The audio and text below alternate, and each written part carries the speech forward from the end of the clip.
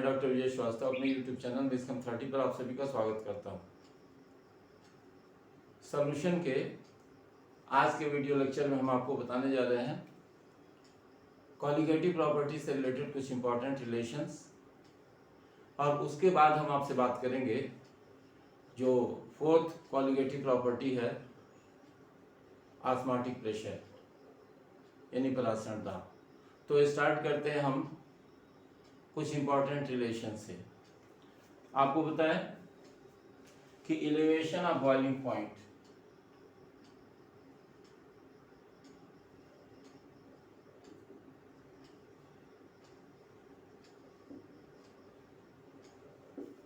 ये हम लोगों ने देखा था, और इसमें जो रिलेशन हमको मिला था वो था delta TV equals to 1000 kb W2 upon M2 W1। ये रिलेशन मिला था, जहां kb बताया था आपको कि मोलर एलिवेशन कांस्टेंट है सॉल्वेंट का। अब ये रिलेशन जो होता है वो चेंज होता है एक दूसरे फॉर्म में भी, तो उसमें वैल्यू आती है delta TV equals to 100 k dash W2 upon M2 W1। ये रिलेशन आता है। तो अब आप देख रहे हैं इसमें कि जो कांस्टेंट है वो K डैश है। K डैश को कहते हैं molecular elevation constant.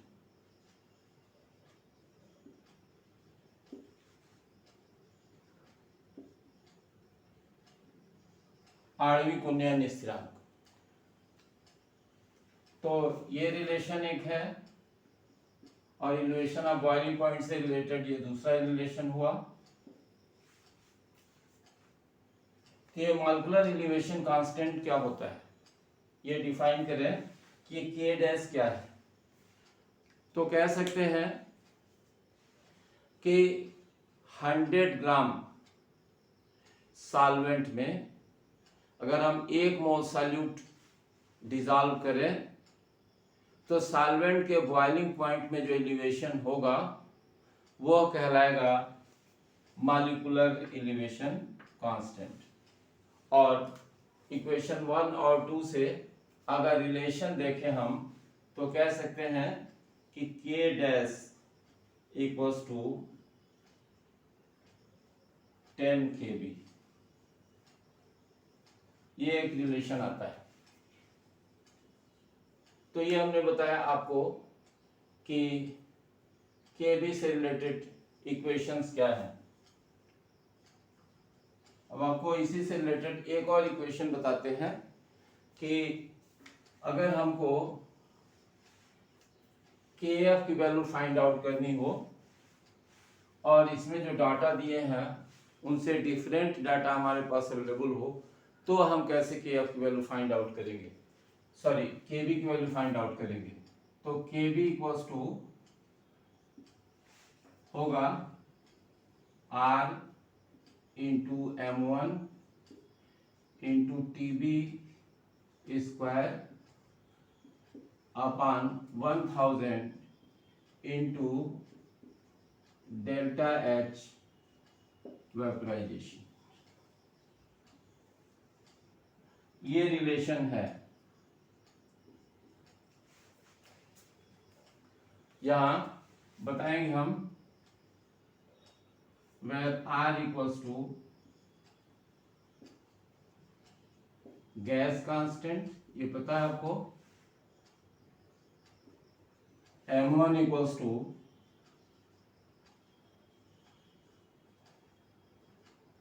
molar mass of solvent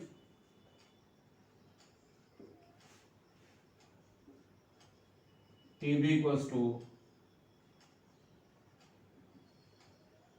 boiling point of solvent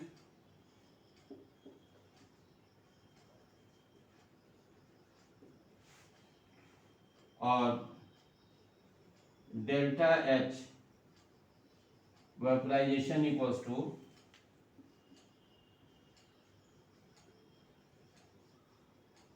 enthalpy of vaporization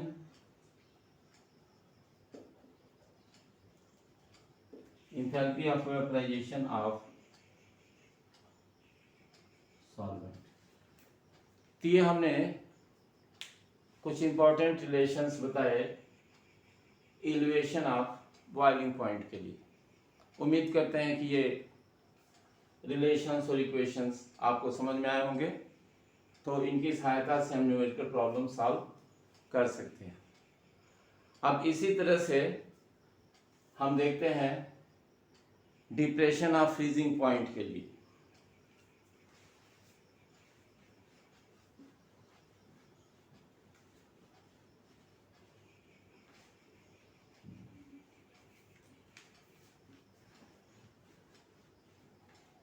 depression of freezing point भी एक क्वालिटेटिव प्रॉपर्टी है, उसकी भी स्टडी हम लोगों ने किया है पिछले वीडियो लेक्चर में। अब हम देख रहे हैं डिप्रेशन ऑफ फ्रीजिंग पॉइंट से रिलेटेड कुछ इंपॉर्टेंट रिलेशंस।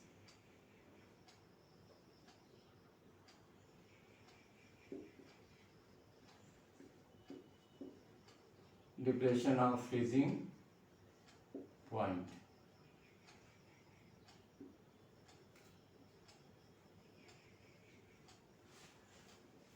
तो इससे रिलेटेड जो इक्वेशन हम लोगों ने देखा था वो था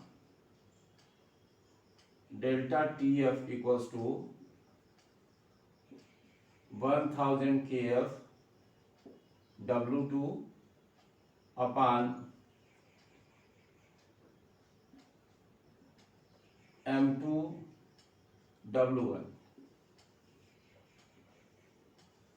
ये रिलेशन था।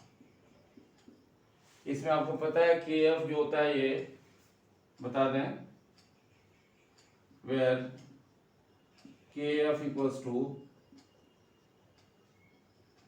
मोलर डिप्रेशन कांस्टेंट, ये है।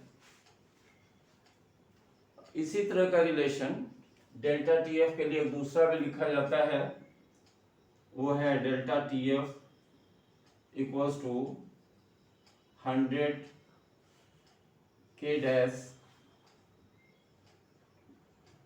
W2 upon M2 W1। ये दूसरा रिलेशन हुआ, बताएंगे। बाकी सारी चीजें यूजुअल हैं। इसमें K dash equals to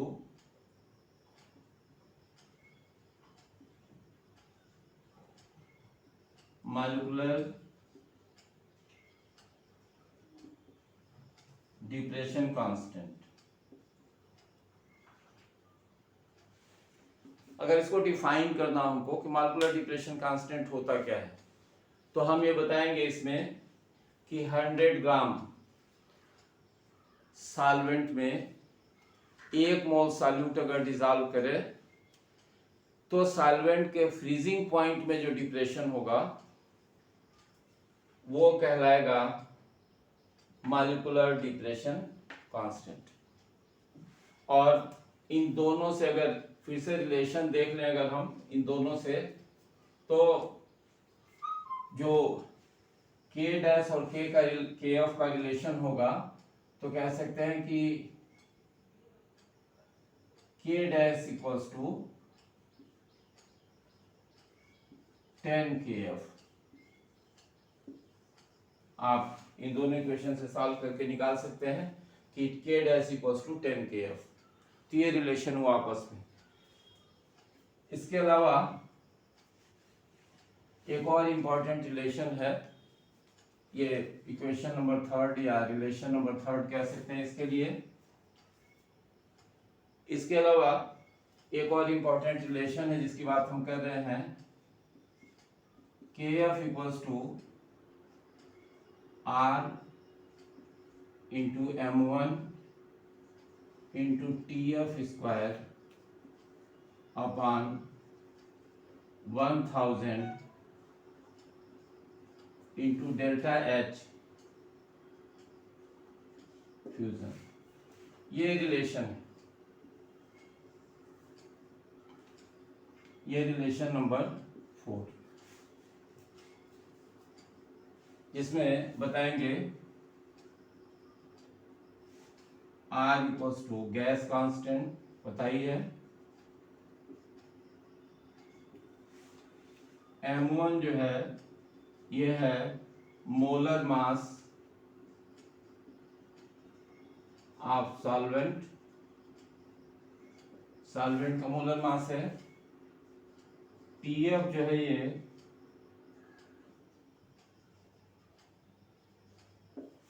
freezing point है, फ्रीजिंग पॉइंट ऑफ सॉल्वेंट। और डेल्टा H फ्यूजन ये equals to enthalpy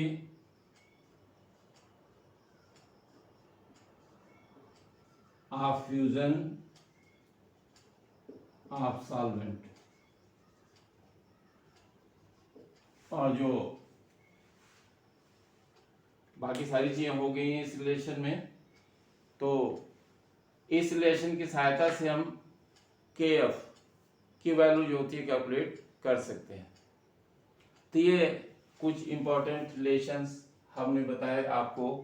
qualitative property में जो दो प्रॉपर्टीज रहे, एक एलिवेशन ऑफ बॉइलिंग पॉइंट, दूसरा डिप्रेशन ऑफ फ्रीजिंग पॉइंट।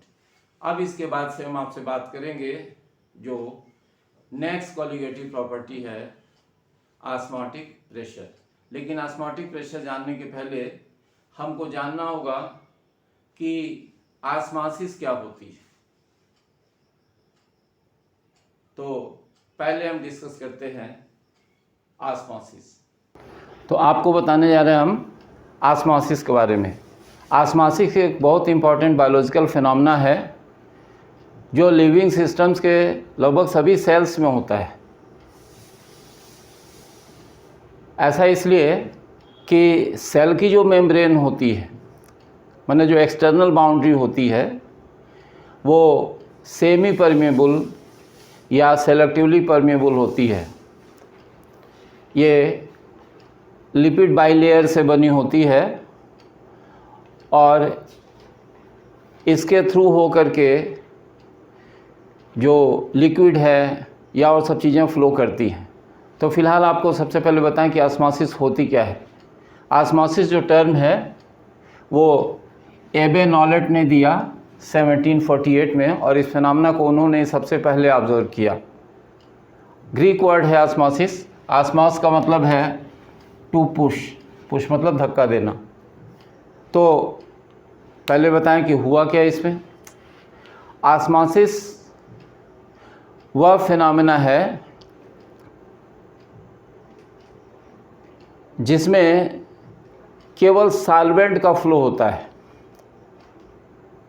और कैसे होता है ये जानिए कि जब किसी सॉल्यूशन को उसके सॉल्वेंट से सेमी परमेबल मेम्ब्रेन के द्वारा सेपरेट कर दिया जाए, या किसी डाइल्यूट सॉल्यूशन को कंसंट्रेटेड सॉल्यूशन से सेमी परमेबल मेम्ब्रेन से सेपरेट कर दिया जाए, तो जो सॉल्वेंट होता है वो प्योर सॉल्वेंट से सॉल्यूशन की ओर या डाइल्यूट सॉल्यूशन से कंसंट्रेटेड सॉल्यूशन की ओर सेमी परमेबल मेम्ब्रेन के थ्रू हो करके स्पॉन्टेनियसली फ्लो करता है, अपने आप फ्लो करता है। तो सॉल्वेंट के इस स्पॉन्टेनियस फ्लो को ही हम कहते हैं ऑस्मोसिस। यानी अगर हम थोड़ा दिखाएं इस तरह से, ये देखिए स्पॉन्टेनियस फ्लो ऑफ सॉल्वेंट, ये डायरेक्शन दिखा रहे हैं हम। मान लीजिए इधर से इधर ये फ्लो है, स्पॉन्टेनियस फ्लो ऑफ सॉल्वेंट।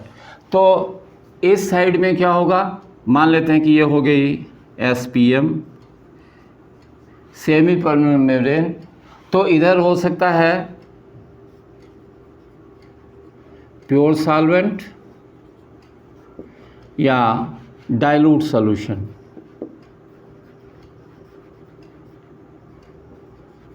और इधर होगा सॉल्यूशन या कह सकते हैं कंसंट्रेटेड सॉल्यूशन।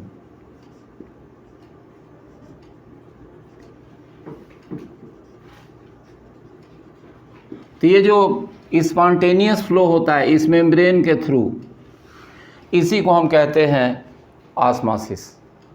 यहाँ दो डायग्राम्स बनाए गए हैं, आपको इस डायग्राम से थोड़ा सा समझाएं कि ये एक ट्यूब है जिसका लोअर पोर्शन जो है ये थोड़ा ब्रॉड है और इसके माउथ पर जो होता है ये सेमी परमेबल मेम्ब्रेन लगाई गई है और इसे इन्वर्टेड करके इसमें जो होता है वो सॉल्यूशन रखा गया है और इसे फिर लटका दिया गया है एक वेसल में जिसमें प्योर सॉल्वेंट है।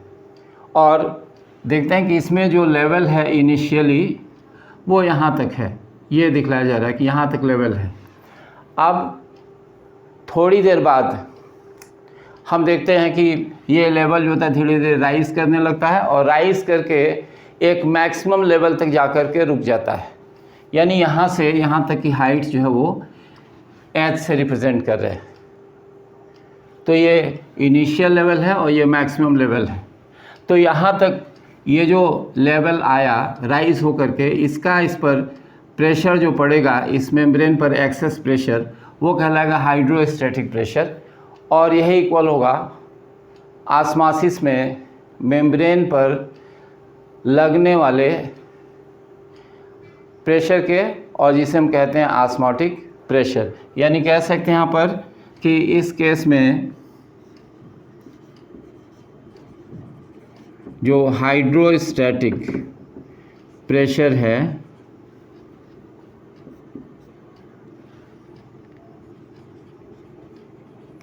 ये इक्वल्स टू है ऑस्मोटिक प्रेशर के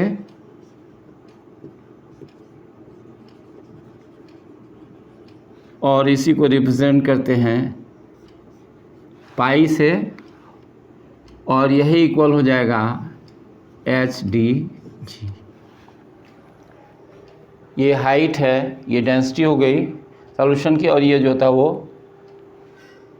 एक्सीलरेशन ड्यू टू ग्रेविटी। तो ये बताया। अब आप कहेंगे कि ऑस्मोटिक प्रेशर तो हमने डिफाइन किया नहीं है, बताया नहीं कि ऑस्मोटिक प्रेशर होता क्या है। तो बताया कि ऑस्मोसिस के प्रोसेस में यहाँ भी दिखाया गया, देखिए ये सेमी परमेबल मेम्ब्रेन है, इधर सॉल्वेंट है, ये सॉल्यूशन है। तो ये दिखा रहा है कि जो सॉल्वेंट होगा उसका फ्लो इनिशियली इस डायरेक्शन से इस डायरेक्शन में होगा, स्पॉन्टेनियसली होगा। क्यों फ्लो हुआ? इसलिए कि मेम्ब्रेन के दोनों साइड में सॉल्वेंट मॉलिक्यूल्स हैं, वो प्रेशर अप्लाई करते। तो यहाँ पर एक प्रेशर डिफरेंस क्रिएट होगा, इधर का प्रेशर ज़्यादा होगा सॉल्वेंट साइड का और सॉल्यूशन के साइड में प्रेशर जो था वो कम होगा। रीज़न वैसे तो कह रहे हैं कि ये कंसनट्रेटेड है और ये डाइल्यूट है, लेकिन अगर सॉल्वेंट के पॉइंट ऑफ व्यू से देखें तो सॉल्वेंट का कंसंट्रेशन इधर ज़्यादा है और इधर कम है। तो नेचुरली सॉल्वेंट मॉलिक्यूल्स जो इस पर प्रेशर डाल रहे होंगे या इसके थ्रू जाने की कोशिश करेंगे उनकी नंबर ज़्यादा होगी और इधर से जाने वाले मॉलिक्यूल्स की नंबर कम होगी। इसलिए सॉल्वेंट साइड में से जो प्रेशर लगेगा सेमी परमेबल मेम्ब्रेन पर वो ज़्यादा होगा और सॉल्यूशन साइड से जो प्रेशर लगेगा वो कम होगा। तो ये फ्लो जो होता जाता है। अब हम इस पर एक्सटर्नली इतना प्रेशर अप्लाई करें कि ये जो फ्लो है ऑस्मोटिक फ्लो जिसे कह रहे हैं, स्पॉन्टेनियस फ्लो जिसे कह रहे हैं, ये फ्लो जो होता है वो रुक जाए। तो जो एक्सेस प्रेशर अप्लाई किया जाएगा सॉल्यूशन साइड से, जिसे कि हमने पाई से रिप्रेजेंट किया है। यही एक्सेस प्रेशर ऑस्मोटिक फ्लो को रोकने के लिए या ऑस्मोसिस के फिनोमेना को रोकने के लिए जो अप्लाई किया जाता है, इसी को हम कहते हैं ऑस्मोटिक प्रेशर। तो हमने आपको बताया कि ऑस्मोसिस क्या होती है और ऑस्मोटिक प्रेशर क्या होता है। तो कह सकते हैं ऑस्मोसिस के लिए the phenomenon in which the solvent flows spontaneously from dilute solution to concentrated solution or pure solvent to solution through semipermeable membrane when both are separated by this membrane। यानी कि जब सॉल्यूशन और solvent के बीच में membrane लगा दें या dilute solution और कंसनट्रेटेड सॉल्यूशन के बीच में मेम्ब्रेन लगाएं, सेमीपर्मेबल मेम्ब्रेन, तो सॉल्वेंट स्पॉन्टेनियसली प्योर सॉल्वेंट से सॉल्यूशन की ओर या डाइल्यूट सॉल्यूशन से कंसनट्रेटेड सॉल्यूशन की ओर फ्लो करता है। और यही जो स्पॉन्टेनियस फ्लो का फिनोमेना है वही ऑस्मोसिस कहलाती है और फ्लो को कहते हैं ऑस्मोटिक फ्लो। इस फ्लो को रोकने के लिए सॉल्यूशन साइड में जो एक्स्ट्रा प्रेशर अप्लाई किया जाता है, यहाँ देख रहे हैं हम कि एटमॉस्फेरिक प्रेशर तो इधर भी लग रहा है, सॉल्यूशन पर भी लग रहा है और सॉल्वेंट पर भी लग रहा है, लेकिन हम ये जो पाई लगा रहे हैं एक्स्ट्रा प्रेशर, और जिसके कारण ये ऑस्मोटिक फ्लो जो है ये रुक जाता है। तो यही एक्स्ट्रा प्रेशर जो होता है वो कहलाता है ऑस्मोटिक प्रेशर। और आपको बताएं कि ऑस्मोटिक प्रेशर एक कॉलिगेटिव प्रॉपर्टी है। तो अब हम देखेंगे इसके बाद से कि ऑस्मोटिक प्रेशर की सहायता से हम उसमें ये सॉल्वेंट में डिसॉल्व्ड नॉन वोलेटाइल सॉल्यूट का मॉलिक्यूलर वेट कैसे निकाल सकते हैं, या पहले ये देखेंगे कि ऑस्मोटिक प्रेशर का डिटर्मिनेशन हम कैसे कर सकते हैं। तो देखते हैं हम ऑस्मोटिक प्रेशर के बारे में। ये फिगर आप बना सकते हैं, दोनों जो ये चीज़ें समझाई गई हैं इसे आप नोट कर सकते हैं।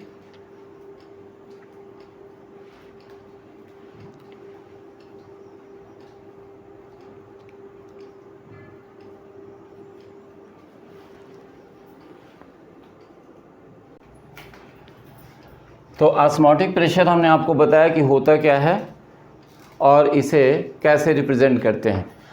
अब एक चीज़ हमने थोड़ा सा बताया कि ऑस्मोटिक प्रेशर का डिटर्मिनेशन करना हो तो डिटर्मिनेशन के लिए बहुत सारे मेथड्स यूज़ किए जाते हैं, जिसमें बर्कले एंड हार्टले प्रोसेस बहुत सबसे इम्पॉर्टेंट प्रोसेस है। ये क्विक और एक्यूरेट मेथड है और उसकी सहायता से जो है वो ये ऑस्मोटिक प्रेशर का मेज़रमेंट किया जाता है। इसके पहले कि हम आपको डिटर्मिनेशन बताएं मॉलिक्यूलर वेट ऑफ सॉल्यूट का ऑस्मोटिक प्रेशर की सहायता से, क्योंकि ऑस्मोटिक प्रेशर मेजरमेंट फ़िलहाल सिलेबस में नहीं है, इसे नहीं मेंशन करना है। तो उसके पहले थोड़ा सा हम बता दें, ये सेमी परमेबल मेम्ब्रेन के बारे में थोड़ा सा जान लीजिए और फिर जो है डिटर्मिनेशन बताते हैं आपको।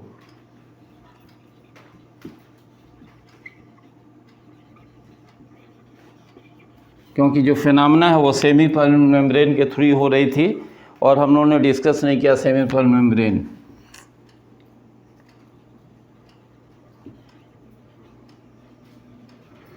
तो सेमी परमेबल मेम्ब्रेन वह मेम्ब्रेन है जिससे हो करके केवल सॉल्वेंट के मॉलिक्यूल्स फ्लो कर सकते हैं, सॉल्यूट के मॉलिक्यूल्स उससे होकर के फ्लो नहीं कर सकते हैं, इसलिए टर्म सेमी लिखा हुआ है। सेमी मीन्स हाफ, दो चीज़ें होती है सॉल्यूशन में, एक सॉल्यूट और एक सॉल्वेंट। तो केवल सॉल्वेंट फ्लो करेगा, यानी 50% जो कंटेंट है वही फ्लो करेगा, रिमेनिंग फ्लो नहीं करता, इसलिए जो मेम्ब्रेन होती है वो कहलाती है सेमी परमेबल मेम्ब्रेन। अगर दोनों फ्लो कर जाएं तो परमिएबल हो जाएगी और दोनों में से कोई फ्लो ना करे तो इम्परमिएबल हो जाएगी। तो ये बताया आपको। अब ये सेमी परमेबल मेम्ब्रेन जो होती है वो दो तरह की होती है, एक नेचुरल और एक आर्टिफिशियल। जो नेचुरल मेम्ब्रेन होती है इसकी ओरिजिन एनिमल भी हो सकती है और प्लांट भी हो सकती है। एनिमल में हम कहते हैं वैसे जो सेल मेम्ब्रेन्स हैं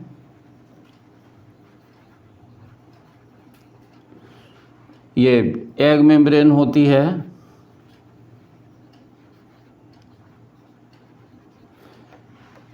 ये किडनी में जो बाउमेंस कैप्सूल होता है वहाँ, उसके अलावा जो कह सकते हैं कि ये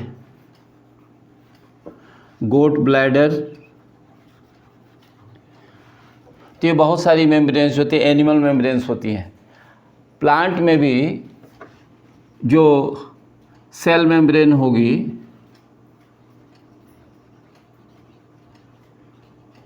प्लांट्स में भी जो था वो सेल मेम्ब्रेन होती है। अब ये बात अलग है कि उसके बाहर जो होती है सेल वाल होती है, सेलुलोज की बनी हुई, तो ये सेल मेम्ब्रेन होती है। और जो जैसे रूट हेयर्स की बात करें तो रूट हेयर्स में भी ये चीज़ होती है, बहुत ज़्यादा डिटेल्स में बात नहीं करेंगे। तो मेम्ब्रेन जो होती है वो अपने से होकर के केवल सॉल्वेंट मॉलिक्यूल को फ्लो करने देती है। हाँ, थोड़ी सी बात करेंगे आर्टिफिशियल मेम्ब्रेन्स की। वैसे क्योंकि ये जो नेचुरल मेम्ब्रेन्स होती हैं वो परफेक्टली सेमी परमेबल नहीं होती हैं, बहुत कम क्वांटिटी में सॉल्यूट मॉलिक्यूल्स भी उसके थ्रू होकर के फ्लो कर जाते हैं। आर्टिफिशियल मेम्ब्रेन्स में जैसे ये कैल्शियम फास्फेट की मेम्ब्रेन होती है, और सबसे इम्पॉर्टेंट जो मेम्ब्रेन है वो इसमें आती है कॉपर फेरोसाइनाइड की।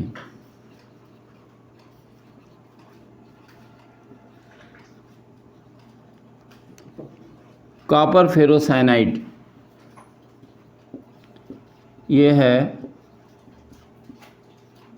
कॉपर फेरोसाइनाइड, इसकी मेम्ब्रेन होती है। ये जो होती है परफेक्टली सेमी परमेबल मेम्ब्रेन होती है, और एक्सपेरिमेंट्स में हम इसी मेम्ब्रेन को यूज़ करते हैं। मेम्ब्रेन ये कैसे बनती है, 1 मिनट में हम आपको जल्दी से बताते हैं कि कैसे बना सकते हैं मेम्ब्रेन। देखिए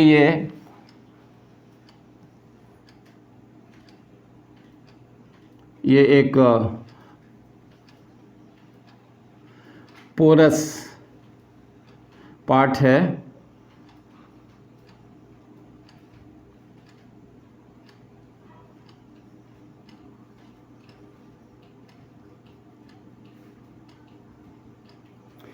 इस पोरस पार्ट में हमने लिया है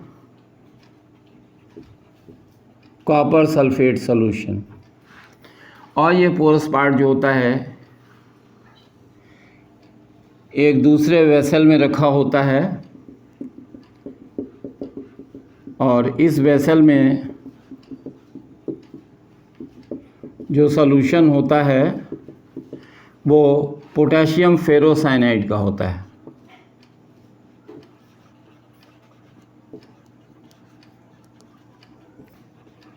K4FeCN6 का सॉल्यूशन होता है,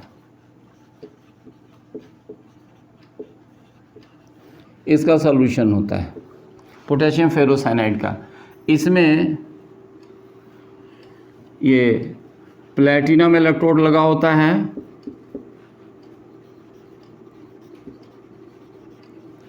और इसमें जो होता है एक ये कॉपर इलेक्ट्रोड लगा होता है। तो कॉपर इलेक्ट्रोड पॉजिटिव इलेक्ट्रोड का काम करता है, और प्लैटिनम इलेक्ट्रोड जो होता है वो निगेटिव इलेक्ट्रोड का काम करता है। जब हम इलेक्ट्रिक करंट फ्लो करते हैं तो यहाँ से कॉपर सल्फेट से कॉपर आयंस प्लैटिनम इलेक्ट्रोड की ओर मूव करते हैं, और इस वेसल की तरफ से फेरोसाइनाइड आयन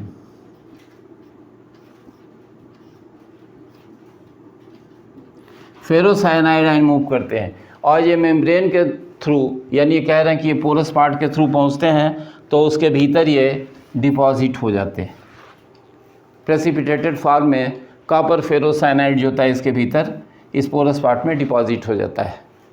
इसमें अलार्मिंग के लिए कि ये डिपॉजिशन कंप्लीट हो गया या नहीं हुआ, उसके लिए जो था हम इसमें एक इलेक्ट्रिक बेल यूज़ करते हैं सर्किट में, और ये बेल की रिंगिंग होती रहती है। जो ही रेसिस्टेंस बढ़ता है बेल की रिंगिंग जो होती है वो बंद होती है, तो हम समझ लेते हैं कि ये डिपोजिशन जो है वो कंप्लीट हो गया है। इसे बाहर निकाल लेते हैं, वॉश कर लेते हैं, बाकी प्रोसेसिंग कर लेते हैं और ये मेम्ब्रेन जो होती है वो तैयार हो जाती है। तो जल्दी से हमने आपको बताया कि कॉपर फेरोसाइनाइड की जो मेम्ब्रेन है वो कैसे बनती है। अब हम आपको बताएं कि मॉलिक्यूलर वेट का डिटर्मिनेशन हम कैसे करते हैं ऑस्मोटिक प्रेशर की सहायता से।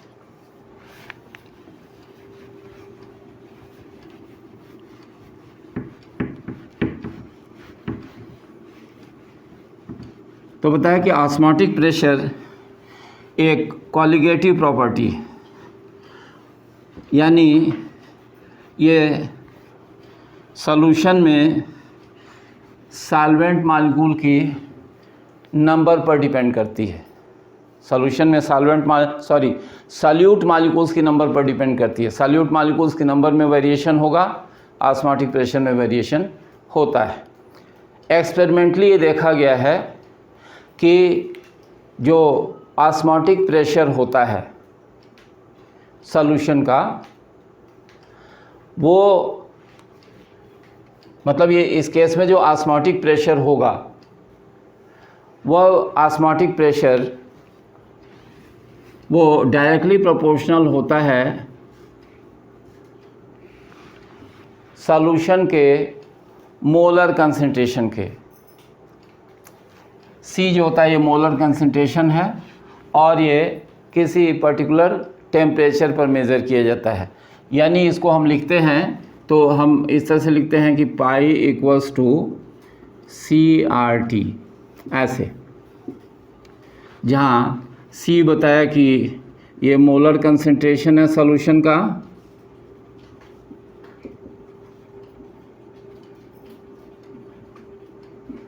R जो है वो गैस कांस्टेंट है, ये जानते हैं, और T जो होता है वो टेम्परेचर है जिस पर ये प्रोसेस देखा जा रहा, ऑब्जर्व किया जा रहा है। इसको कहते हैं हम एब्सोल्यूट टेम्परेचर।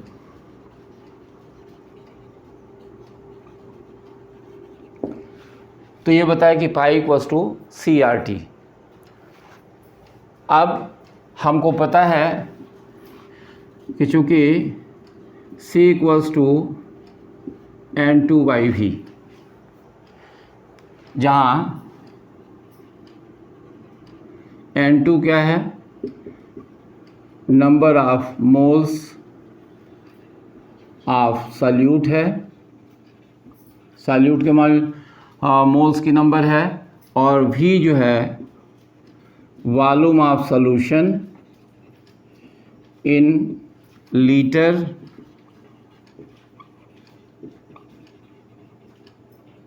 containing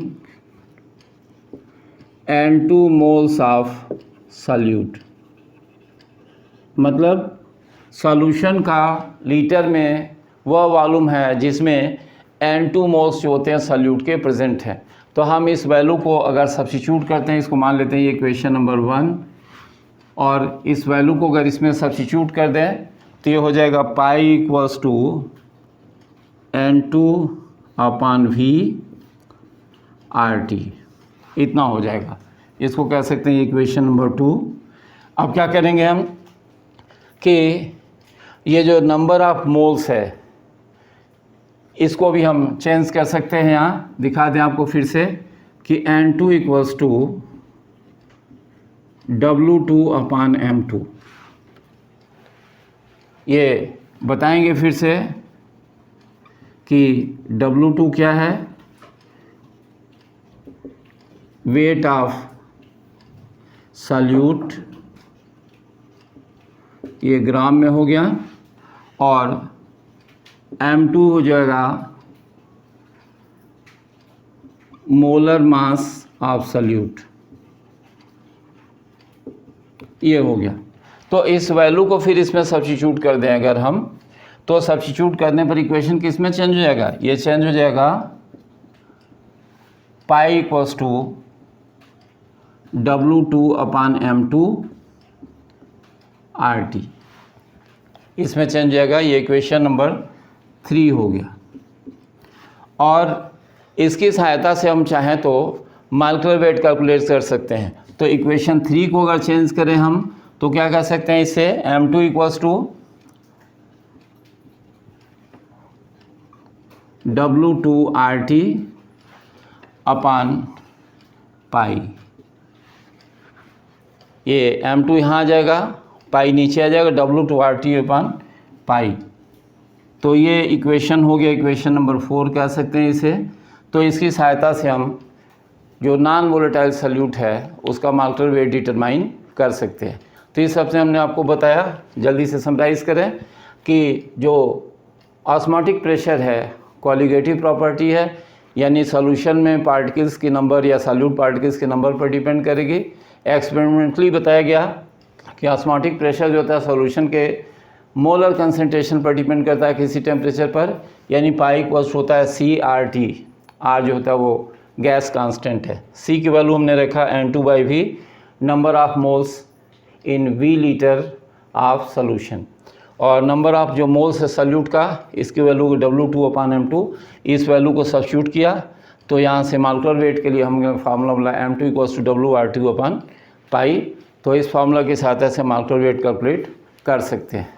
तो इस तरह से हमने आपको बताया इस वीडियो लेक्चर में कि डिफरेंट टाइप के रिलेशंस जो एलिवेशन और डिप्रेशन के लिए हैं, उसके बाद से ऑस्मोसिस क्या होती है, ऑस्मोटिक प्रेशर क्या होता है, ऑस्मोटिक प्रेशर की सहायता से हम मॉलिक्यूलर वेट सॉल्यूट का कैसे डिटरमाइन कर सकते हैं, और बीच में थोड़ा सा हिंट करके बताया आपको सेमीपरमेबल मेम्ब्रेन के बारे में। तो इस वीडियो लेक्चर में इतना ही, बाकी चीज़ें हम नेक्स्ट वीडियो लेक्चर में देखेंगे। आप वीडियोस देखते रहिए। चैनल को अगर लाइक सब्सक्राइब नहीं किया तो लाइक और सब्सक्राइब कीजिए। अपने व्यूज़ ज़रूर मेंशन कीजिए, आपके व्यूज़ हमारे लिए बहुत इंपॉर्टेंट हैं। Many thanks.